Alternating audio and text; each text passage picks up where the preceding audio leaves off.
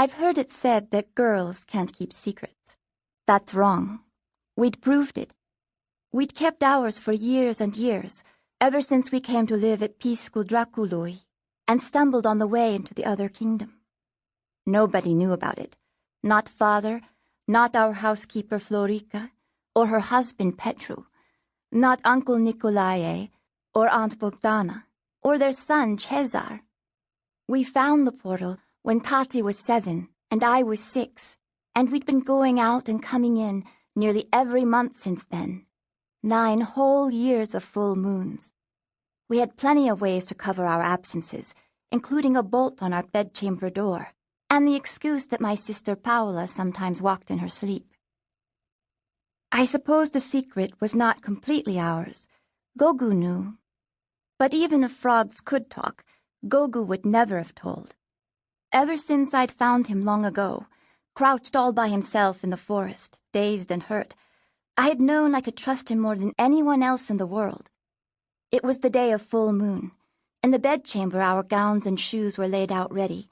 Combs, bags, and hair ornaments were set beside them.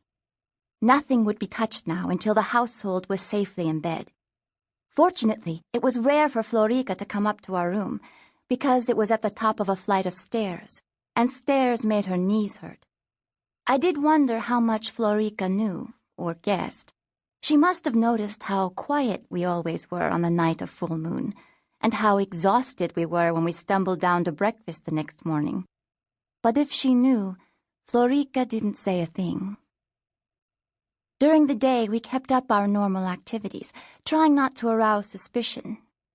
Paola helped Florica cook fish chorba, while Julia went out to lend a hand to Petru, who was storing away sacks of grain to last us over the winter. Julia did not enjoy the hard work of the farm, but at least, she said, it made the time go more quickly. Tati was teaching Stella to read. I had seen the two of them ensconced in a warm corner of the kitchen, making letters in a tray of wet sand. I sat in the workroom with Father, reconciling a set of orders with a record of payments. I was good with figures, and helped him regularly with such tasks. The merchant business in which he was a partner with his cousin, whom we called Uncle Nicolae, kept the two of them much occupied. Gogu sat on the desk, keeping himself to himself, though once or twice I caught his silent voice, the one only I could hear. "You're upset, Jena." I murmured, not wanting to get into a real conversation with him, while both Father and his secretary, Gabrielle, were in the room.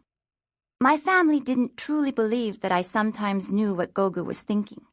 Even my sisters, who had long ago accepted that this was no ordinary frog, thought that I was deluding myself, putting my own words into the frog's mouth, perhaps. I knew that was wrong. I'd had Gogu since I was a small girl, and the things he told me definitely didn't come from my own head. "Don't be sad. Tonight is full moon." "I can't help it, Gogu. I'm worried. Now hush, or Father will hear me." Father was trying to write a letter. He kept coughing, and in between bouts he struggled to catch his breath. Tomorrow he would be leaving on a journey to the port of Constanza, in the milder climate of the Black Sea coast.